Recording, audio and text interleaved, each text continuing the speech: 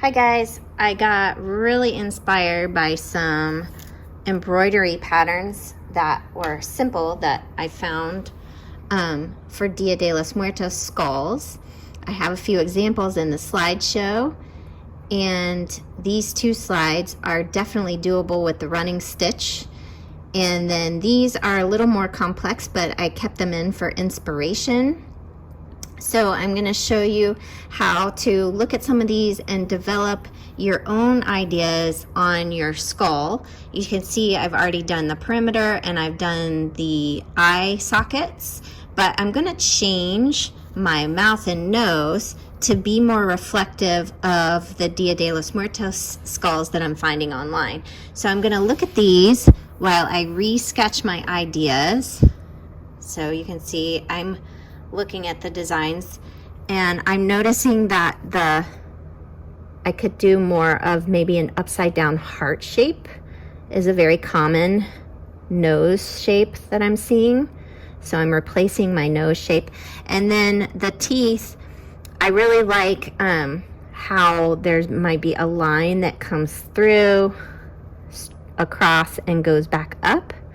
And then think about my sewing ability and then sketch in the number of curves of teeth that I might want on my skeleton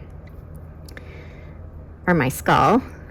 So I got some curves there, and I want to choose a central symmetrical theme. It could be floral, it could be like a swirl design, and also something in the eye sockets. My pastel is pretty thick, so I'm not going to get much accuracy here, but I think I want to do some flower petals. Could choose something different, maybe a spiral shape could be fun. You get to look at the examples and choose. And then on the forehead, something that could be a theme that is symmetrical, floral, something Dia de los Muertos that you observe that you like. I'm gonna do kind of a lotus shape.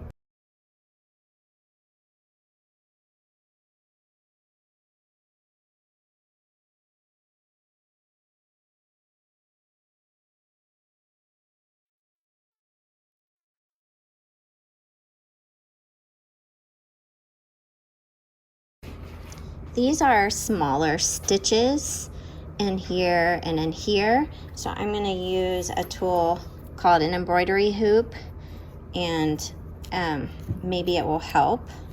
It's an experiment.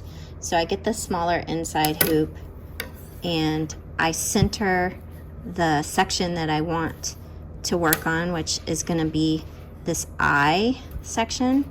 So I put the smaller hoop so that the eye is right in the center, and then I'm going to put this around it, and as I push it down around the smaller hoop, it will expand a bit if I've loosened it. So I'm going to loosen this. So I just loosened this little thing a little bit, and it should slip on easier.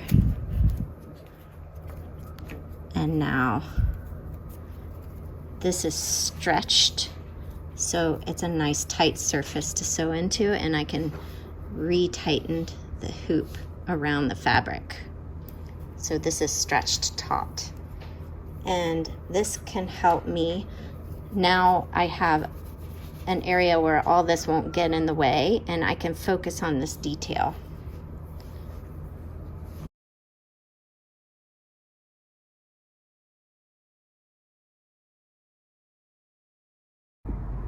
I'm going to show you how to do the backstitch because it's easier to backstitch in small areas where you're trying to do detail, and I'm going to show you on this line here.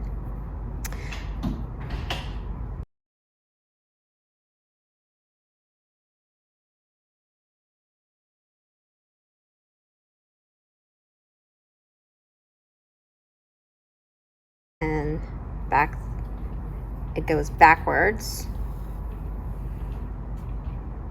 and then it comes up in front, but from beneath. So I went backwards in my stitch, and now I'm coming up in front of the stitch and going backwards about where I came out from the stitch before.